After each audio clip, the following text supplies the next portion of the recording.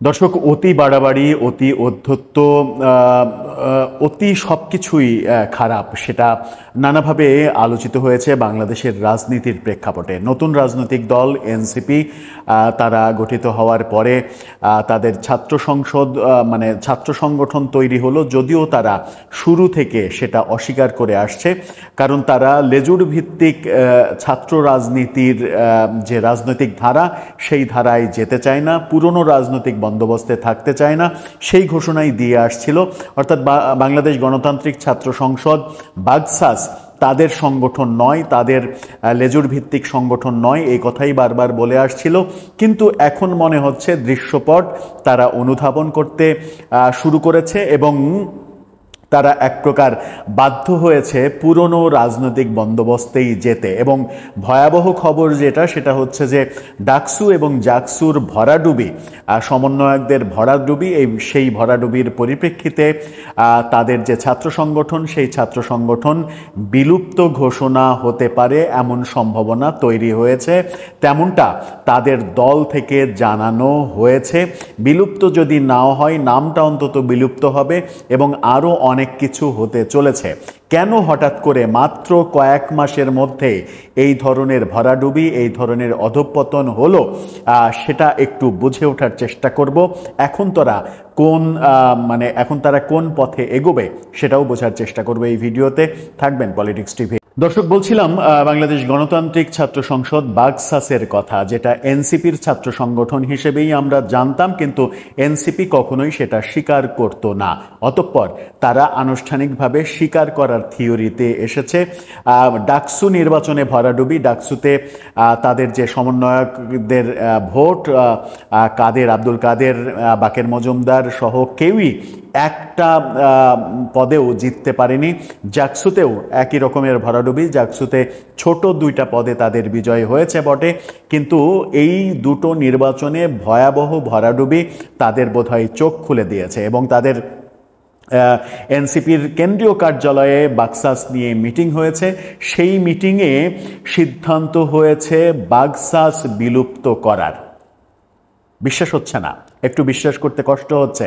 হ্যাঁ, আবারও বলছি, বাগসাস বিলুপ্ত করার সিদ্ধান্ত নেওয়া হয়েছে এবং ছাত্র সংগঠন থাকবে, কিন্তু নাম আর থাকবে না বাগসাস, নতুন কোনো নাম হবে।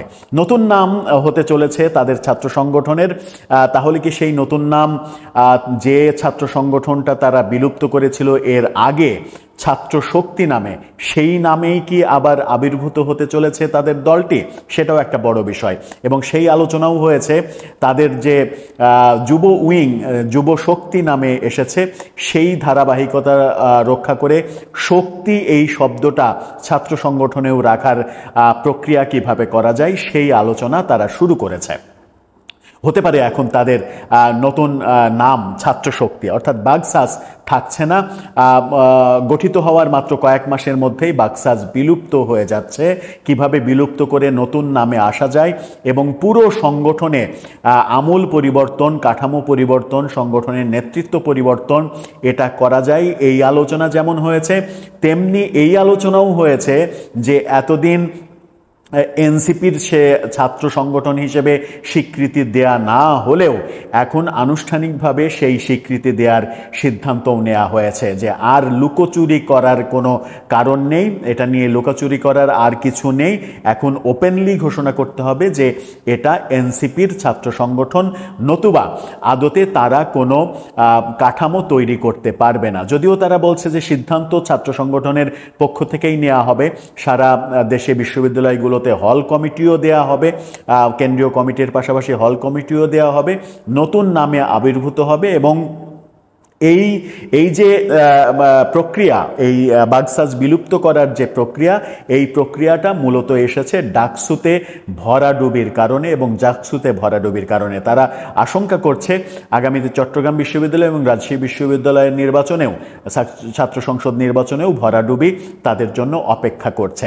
এর কারণ হিসেবে তারা যে আলোচনাগুলো করেছে, দৈনিক ইত্তেফাক তাদের শিরোনামে যে তথ্যটা বলছে, ইত্তেফাকই মূলত বিস্তারিত প্রতিবেদনটা তুলে নিয়ে এসেছে। ইত্তেফাকের শিরোনামটা আপনারা দেখে নিতে পারেন।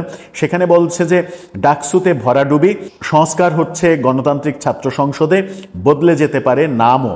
এখানে যেতে পারে ব্যাপারটা উল্লেখ করা হলেও মূলত তাদের মিটিংয়ে সিদ্ধান্তই নেওয়া হয়েছে নাম পরিবর্তন করে কি নতুন নামে তারা আবির্ভূত হতে পারে।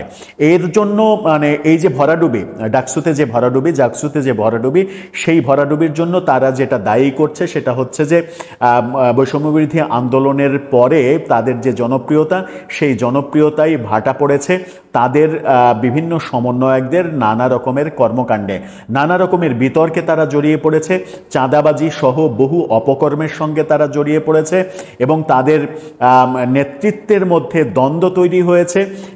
নেতৃত্বের দ্বন্দ্বে অনেক বড় সর্বনাশ হয়ে গেছে।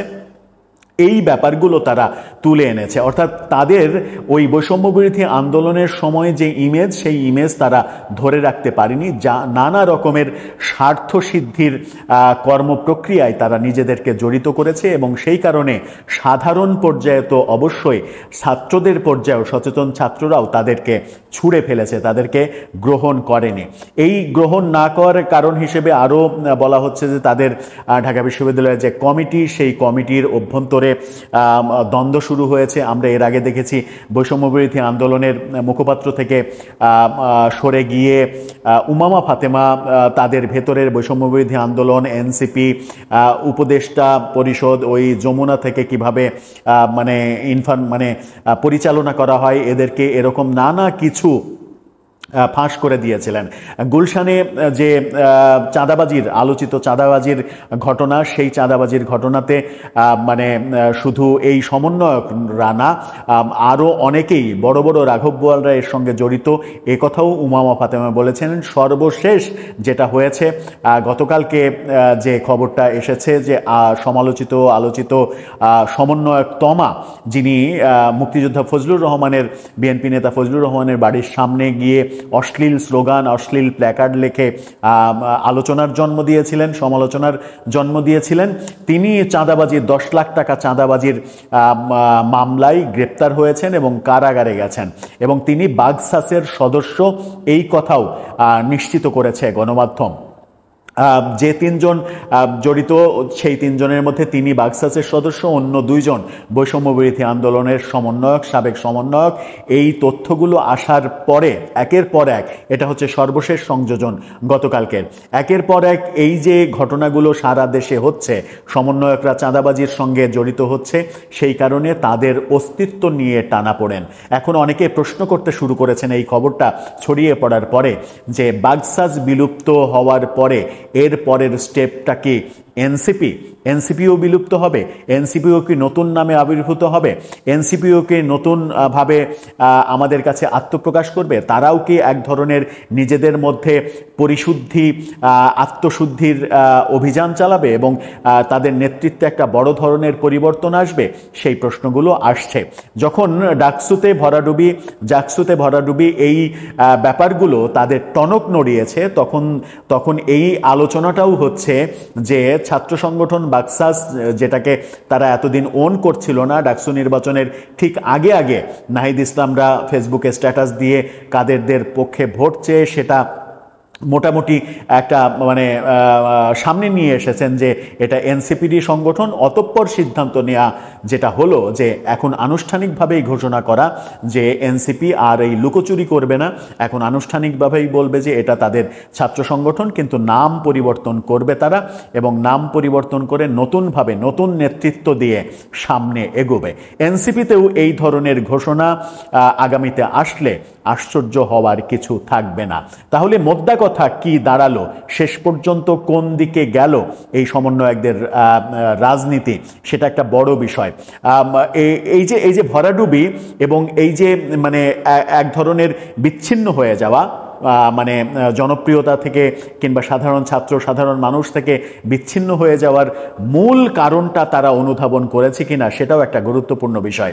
কারণ বৈষম্যবিরোধী আন্দোলনের সময় তাদের পেছনের সব থেকে বেশি বড় শক্তি যারা ছিল তারা হচ্ছে ছাত্র শিবির এবং ছাত্র দল, অর্থাৎ বিএনপি এবং জামাতের শক্তিতেই তারা মূলত বলিয়ান হয়েছিল এবং আন্দোলন পরিচালনা করতে পেরেছিল সামনে থেকে নেতৃত্ব দিয়ে।